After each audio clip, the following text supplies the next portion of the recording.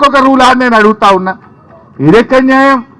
ఈ పేదలు ఎంతో జీవితకాలం కష్టపడి ఒకరు ఇల్లు కట్టుకుంటారు. ఇందాక ఒక ఇద్దరు పాపం, ఒక అమ్మ మిలిటరీ అని చెప్పింది, సరిత అని, వాళ్ళ భర్త పేరు సుభాష్ ప్రసాద్, మిలిటరీలో పనిచేస్తాడని చెప్పింది. ఇంకొక ఆయన చిరంజీవి కూడా నేను మిలిటరీలో రిటైర్ అయ్యానని వచ్చాడు. అంటే వాళ్ళు పాపం దేశాన్ని కాపాడారు. ఈ దేశాన్ని కాపాడడం కోసం దేశ సరిహద్దుల్లో వాళ్ళు పనిచేసి కంటికి రెప్పలాగా ఈ దేశాన్ని కాపాడిన సైనికులు తమ ఇల్లును కాపాడుకోవడానికి ఇలా తండ్లాడుతున్నారు. దేశాన్ని కాపాడిన వాళ్ళు తమ ఇల్లును కాపాడుకోవడానికి రేవంత్ రెడ్డి ప్రభుత్వానికి అప్పీల్ చేస్తున్నా కూడా ఈ ప్రభుత్వం కనికరం లేకుండా మాట్లాడుతూ ఉంది. ఎంత దుర్మార్గం! ఇలా ఇందాక ఒక మిత్రులు మాట్లాడుతూ, హసం గారు అనుకుంటా, ఆయన మాట అన్నాడు, నీ ప్రభుత్వం యొక్క జీవితకాలం 5 ఏళ్ళు, కానీ మా ఇల్లు అనేది జీవితకాలపు కళ. ఒక కుటుంబానికి, ఒక కుటుంబం యొక్క ఒక జనరేషన్ కళ. నీ 5 ఏళ్ల ప్రభుత్వం మా జీవితకాలపు కళను ఎలా కూలుస్తారు, నీకు హక్కెక్కడిది అని చెప్పి హసం గారు విశాల్ నగర్ నుంచి ఆయన వచ్చి మాట్లాడారు. ఇన్ని విన్న తర్వాత కూడా రేవంత్ రెడ్డి గారు ఎందుకు మూర్ఖంగా ప్రవర్తిస్తున్నాడు? చేయడానికి చాలా ఉన్నాయి. నీ ప్రభుత్వం ఎన్నో హామీలు ఇచ్చింది. వృద్ధులకు 4000 పెన్షన్ ఇస్తా అని మాట ఇచ్చినవు, గా పని చేసే ప్రయత్నం చేయి. దానికి డబ్బులు లేవు అంటుండు.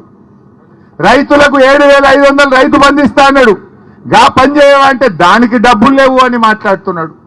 మహిళలకు 2500 ఇస్తా అన్నాడు, ఇంకెప్పుడు ఇస్తావు రేవంత్ రెడ్డి అంటే డబ్బులు లేవు అంటున్నాడు. ఉద్యోగస్తులకు డిఏ అంటే డబ్బులు లేవు అంటున్నాడు. మూసి మాత్రం 1,50,000 కోట్లు కట్టాడు. దీనికి ఏడికెళ్ళి వస్తాయి డబ్బులు? దీనికి ఏడికెళ్ళి వస్తాయి డబ్బులు అని అడుగుతా ఉన్నా. ముందు ఇచ్చిన హామీల మీద దృష్టి పెట్టు.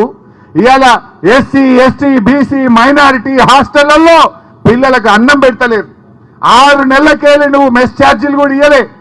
గా పిల్లలకు, పేదవాళ్లకు అన్నం పెట్టమంటే పైసలు లేవంటావు. సుందరీకరణ, మూసి సుందరీకరణ పేరు మీద 1,50,000 కోట్లు ఖర్చు పెట్టా అంటే ఇది అయ్యే పనా? పైసలు నువ్వు ముందు 1,00,000 కోట్లు డిపాజిట్ చేయి, 1,00,000 కోట్లు డిపాజిట్ చేయి. పైసలు లేవు కానీ పేదోళ్ళ ఇండ్లు కూడా కొట్టడట. పేదవాళ్ళని నిద్ర లేకుండా చేస్తా ఉన్నాడు. అందువల్ల మీరెవరు భయపడద్దు. ప్రజాస్వామ్యం యొక్క గొప్పతనం, ప్రతిపక్షం అనేది ప్రభుత్వం తప్పులు చేస్తే ప్రశ్నించడానికే ప్రతిపక్షం ఉంటుంది. మా మధుసూదనాచారి గారు ప్రతిపక్ష నేతగా శాసన మండలిలో ఉండి వారి వాళ్ళ మేము ముందుకు వచ్చారు.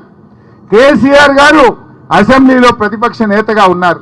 మేమందరం కూడా అసెంబ్లీలోనైనా బయటైనా ఈ ప్రభుత్వం యొక్క తప్పిదాన్ని ఎత్తి చూపుతాం. ఈ ప్రభుత్వం కళ్ళు తెరిపిస్తాం. మీ తెరువు రాకుండా కాపాడుకునే బాధ్యత మాది అని చెప్పి నేను మనవి చేస్తా ఉన్నా. మా శ్రీనివాస్ యాదవ్ అన్నాడు, మా అన్నగారు, అవసరమైతే కాలనీకి ఒక ఎమ్మెల్యే వచ్చి పండుకుంటాం. బుల్డోజర్ వస్తే ముందు మమ్మల్ని కూలగొట్టాలి, మమ్మల్ని కొట్టాలి తప్ప మీ ఇల్లు కొట్టడానికి అవకాశం లేదు.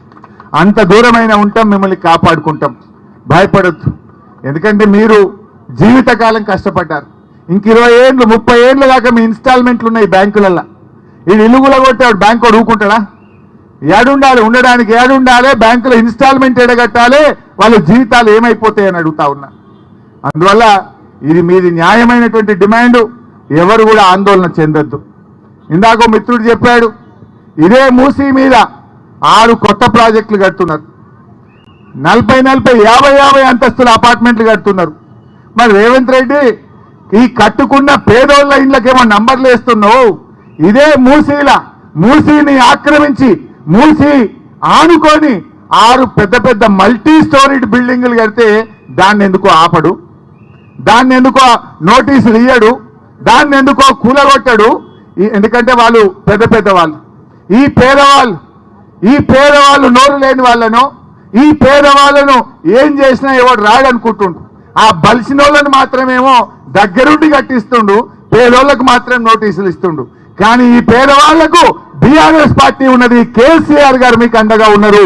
ధైర్యంగా ఉండండి అని నేను మనవి చేస్తా ఉన్నా. ఇలా మూసీ ప్రాజెక్టు నీకు అంతగా చేయాలంటే విత్ ఇన్ ద ప్రాజెక్ట్ చేయి. వెనకడ నిజాం గారు 1908లో వరదలు వస్తే కూడా నిజాం రాజు ఇల్లు కూలగొట్టలే. మూసీకి గైడ్ వాల్ కట్టిండు. గైడ్ వాల్ కట్టి వరద బయటకు రాకుండా ఆలోచన చేసిండు మూసీ.